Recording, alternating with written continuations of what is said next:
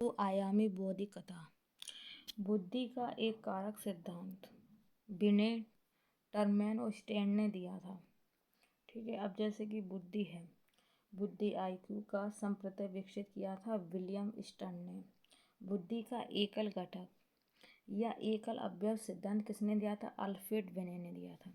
बुद्धि का द्विकारक सिद्धांत स्पीयरमैन का है। ठीक है, बुद्धि के द्विकारक जो सिद्धांत है वो किसका है? स्पीयरमैन का। स्पीयरमैन ने 1904 के अनुसार तर्क करने की क्षमता और समस्या समाधान करने की क्षमता कहलाती है। तो क्या कहा स्पीयरमैन के अनुसार? जी कारक। क्या सा कारक हो जाएगा? जी कारक। बुद्धि की स्पीयरमैन परिभाषा में जो कारक है जी वो क्या है? सामान्य बुद्धि का। ठीक है, बुद्धि का समूह कारक सिद्धांत थर्स्टन का है। बुद्धि के 7 प्राथमिक मानसिक योग्यताओं के सिद्धांत के जो प्रतिपादक हैं वो थर्स्टन है। बुद्धि का समूह कारक सिद्धांत जिस मनोवैज्ञानिक द्वारा दिया गया वो कौन है? थर्स्टन। अब ये समूह जैसे कि एक दोष, दो दोष, तीन दोष, चार दोष, 5 दोष, 6 दोष, 7 दोष, इस प्रकार के बहुत सारे दोष हो गए, समूह हो गया। तो ठीक है, तो इस प्रकार से भी आपको याद रखना है कि ये कह रहा है कि बुद्धि के 7 प्राथमिक मानसिक योग्यताओं के सिद्धांत के प्रतिपादक कौन है? थर्स्टन। ठीक है, बुद्धि का समूह कारक सिद्धांत किस मनोवैज्ञानिक द्वारा है? तो थर्स्टन।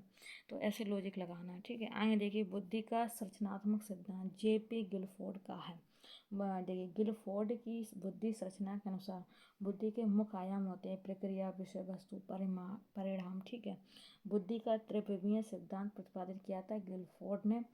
संज्ञान बुद्धि के सिद्धांत का हिस्सा है गिलफोर्ड का सिद्धांत। गिलफोर्ड के अनुसार अपसारी चिंतन में आवश्यक है विचार प्रवाह। गिलफोर्ड ने अपसारी चिंतन पद का प्रयोग डॉट डॉट किसके समान अर्थ में किया है? सृजनात्मकता के। ठीक है, बुद्धि देखिए बुद्धि का तरल ठोस सिद्धांत केटल का है। तरल क्रिस्टीय बुद्धि के प्रतिमान के प्रतिपादक केटल है। बुद्धि का तरल मौजिक मॉडल दिया था केटल ने। ठीक, अब देखिए बुद्धि का त्रितंत्र सिद्धांत स्टर्नबर्ग का है। रॉबर्ट जे स्टर्नबर्ग द्वारा बुद्धि का त्रिआयामी सिद्धांत दिया गया या त्रितंत्र सिद्धांत दिया गया। ठीक है, ये हो गया।